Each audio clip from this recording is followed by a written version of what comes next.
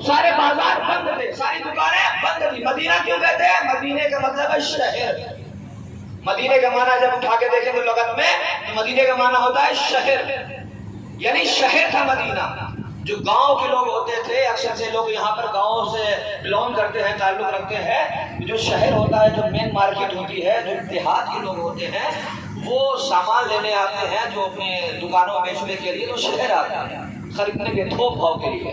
وہاں سستا سامان ملتا ہے، ساری چیزیں وہاں موجود ہوتی ہیں، ایک ساتھ وہ لے کر کے چلے جاتے ہیں۔ ایسے ہی مدینے کا ایک دیہات کا رہنے والا، گاؤں کا رہنے والا راوی خود کہتا ہے کہ جب میں 28 رجب کو شہر پہنچا ہوں، مدینے پہنچا ہوں، تو دیکھا کہ سارا مدینہ بند تھا، ساری دکانیں بند تھی۔ میں نے پوچھا کہ یہ بتاؤ یہ دکانیں کیوں بند تھیں؟ تو ایک نے بتایا تمہیں پتا نہیں ہے، آج حسین ابن علی مدینہ چھوڑ رہے ہیں۔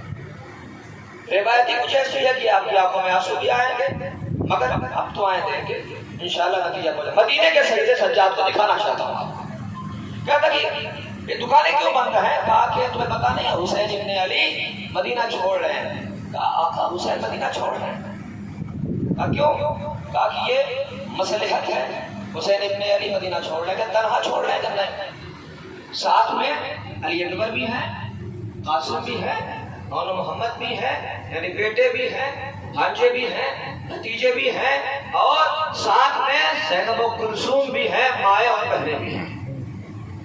اتنا سنا تھا، اس نے کہا کہ آج تک کبھی ہم نے یکجا بنی ہاشم کو نہیں دیکھا، 18 جوانوں کو ایک ساتھ نہیں دیکھا، بنی ہاشم کے جوانوں کو ایک ساتھ میں نے دیکھا نہیں ہے۔ کہتا ہے کہ میں ایک چوراہے پر کھڑا ہو گیا جہاں سے وہ قافلہ آنا تھا۔ جب میں قافلے جو چوراہے پر کھڑا تھا کہ دیکھا کہ قافلہ آ رہا ہے، وہ خود کہتا ہے کہ جب میں ان بنی ہاشم کے جوانوں کے چہرے کی طرف دیکھتا تھا تو میری آنکھیں ٹھہر نہیں رہی تھی، سارے چہرے 14ویں کی چاند کی طریقے سے چمک رہے تھے۔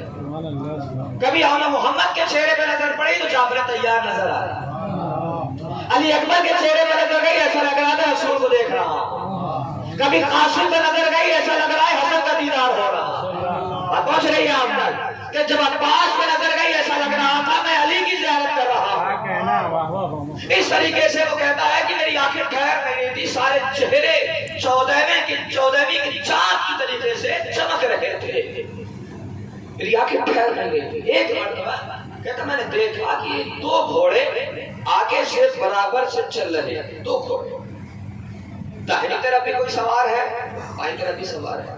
میں نے پوچھا کہ بھائی یہ بتاؤ جو آگے 2 گھوڑے برابر سے چل رہے ہیں، مدینے کے سیدے سجاد دکھانا چاہتا ہوں، 2 گھوڑے برابر سے چل رہے ہیں، داہنی طرف کون ہے اور بائیں طرف کون ہے؟ تو اس نے کہا جو داہنی طرف ہے وہ اس گھوڑے پر آقا ابو الفضل بیٹھے ہوئے، مولا عباس بیٹھے ہوئے، مولا عباس سوار ہے۔ جو بائیں طرف دیکھ رہے ہو آپ، اس گھوڑے پر سید سجاد بیٹھے ہوئے۔ اب آگے کا جملہ سنیں گے، میں دیکھتا ہوں کیسے خاموش رہتے ہیں۔ وہ کہتا ہے کہ میں فرق محسوس نہیں کر پا رہا تھا کہ زیادہ بہادر عباس ہے یا سید سجاد ہے۔ آپ سن رہے ہیں آپ، میں فرق محسوس نہیں کر پا رہا تھا کہ زیادہ بہادر سید سجاد ہے یا عباس ہے۔ جملہ آپ تک پہنچا رہا ہوں، میں کہوں گا شاید آپ کو پتا نہیں ہے، شجاعت جب امامت پیکر میں ڈھلی ہے تو سید سجاد کہلائی، شجاعت جب وفا پیکر میں ڈھلی تو عباس۔